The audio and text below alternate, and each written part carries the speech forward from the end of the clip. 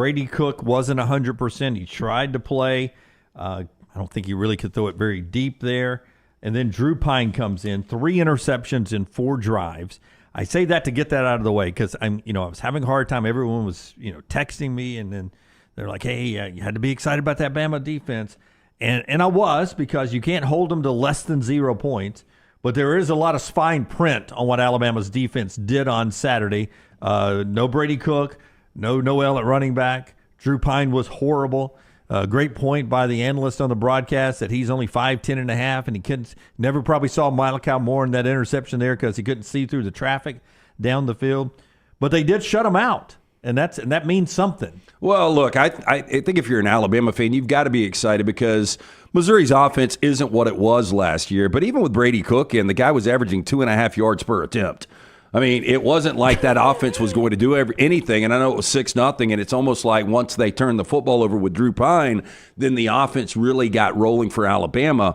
But watching them substitute late on that 4th and goal to hold on to the shutout and just seeing the excitement for the sideline, seeing Kalen DeBoer not only eat the ass of an official but also his players. You saw emotion. You saw a defense that was playing for something. I think if you're an Alabama fan, to come off that loss to Tennessee and to come out there and flex and win 34-0, I mean, that's everything I wanted to see as an Alabama fan. The only thing that scares me a little bit is I still don't think Milroe's 100%. And he may not be. He's about to get a bye week to rest and get back as close as he can. Can we just say, though, okay, we keep asking everybody that we know to ask, right?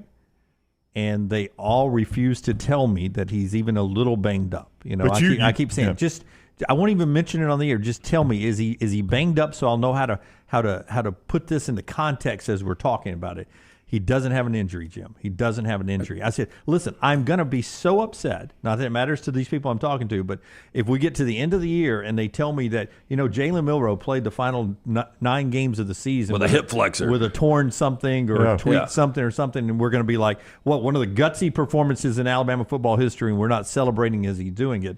But right now, everybody keeps saying, Brown, I'm sure your guys are telling you the same thing. There's nothing other than normal wear and tear. So 50 yards on the ground, 11 carries. But the thing that separates Jalen Milroe from most quarterbacks is that explosion. And it's that fifth gear is not there right now. Yeah, what you saw in the first half against Georgia, when he got the corner every single time he wanted it against Georgia, it does seem like it's a little more difficult for him to the corner now. Like EG had a good video of his touchdown run as he's getting to that corner there. And as Luganville described it today, that drill where you have the parachute that's tied to you and you're running. It's almost like he was running with that parachute. Right. He's lugging something heavy. Yeah, he would have glided in a month ago. Untouched in there. But back to the defense. When you play a conference team and you shut them out and hold them to 239 total yards, I don't care how banged up they are at quarterback. Certainly that contributes.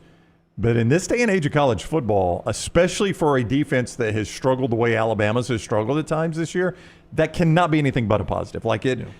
People can put disclaimers on it all they want, and that's fine. You shut out a SEC team that was in the top 25, fraudulent or not, in the top 25. Still is, and held them to 239 yards. I mean, that is an accomplishment in this day and age in college football. So, and I love the fact that it meant enough to them that they put the starters back in. Yeah, I like that. I love that. Yeah, I did too. That was Kane Wommack saying, what are you smiling at? Everyone loves it, and I understand why you love it until you put somebody who's been resting back in the game. Those muscles may not be heated up properly, and then something gets tweaked or hurt.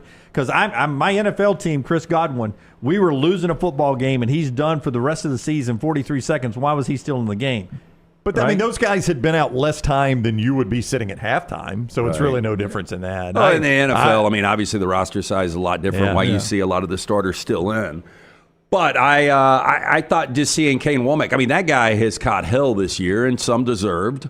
But to see him that excited at the end of the game, it did mean something for this Alabama team. Yeah. I had no problem with it. Oh, I didn't have a problem with it because nobody got hurt. Well, I know, but you can't. Damn well guarantee it. You guys would all be going crazy if somebody went back out there and twisted a knee or got an ankle rolled up. People would be pissed.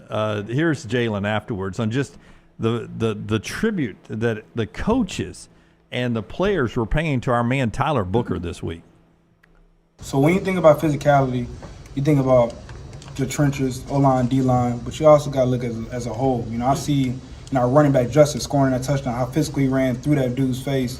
When you look at, our safeties coming down, tackling when it comes to our linebacker flying to the ball, our receivers blocking on the perimeter. So it's so much physicality that's implemented to a game, and that's number one. You got to be physical in the SEC. You got to be physical to be the best us we can be moving forward. And so that's just an emphasis that was pushed during the week. We had to be physical football team and just push that amongst each other. And so I got to credit to Tyler Booker. Tyler Booker stepped up as a leader this week. And it was great to see him lead this week. It was great to see how much he cares about Alabama football, how much he cares about this football team.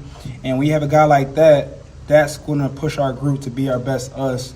And that was my first-hand experience, just seeing his leadership grow tremendously and push our guys, because physicality is an emphasis for us moving forward. So Book, we'll talk to him, because you're right. Milroe was not alone in this. A lot of people were crediting Alabama's improved play, which it appeared they improved their play, obviously, to Tyler Booker. And I don't know if we had the infamous players only meeting. First out of the tunnel, he was going nuts. Yeah, singing along with Dixieland Delight over there, and the alternate words, he had them all down. Did he? He knows the alternate lyrics. Yeah. I will tell you, with a team ranking next to him, that's a get-right game, because Missouri ain't a top 25 team. No, I mean, that's, I said this Saturday, people were like, how do we have conventional wisdom on who gets in a playoff? We've never even had a playoff, and that is true, but conventional wisdom has been a two-loss team is okay in a power conference. Not Missouri. Not that one. Yeah. When your two losses are getting run out of the stadium. They have zero shot. Yeah, no shot. Missouri's done. Yeah. And, of course, their coach is a fraud, too. Did you see him running his mouth and those antics towards the crowd? This became a thing at my house. Cheeseball, that guy. Is Eli Drinkwitz shorter than 5'6", or is Katie George taller than 6'2"? Was it just a weird camera shot? But it was two different shots. Yeah.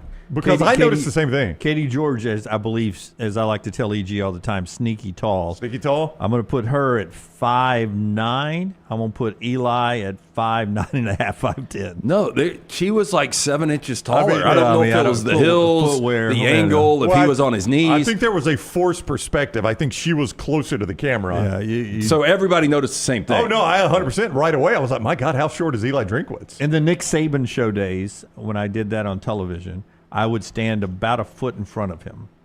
To look taller? For me to look taller? Yeah. No, Yeah. to bring us the same size.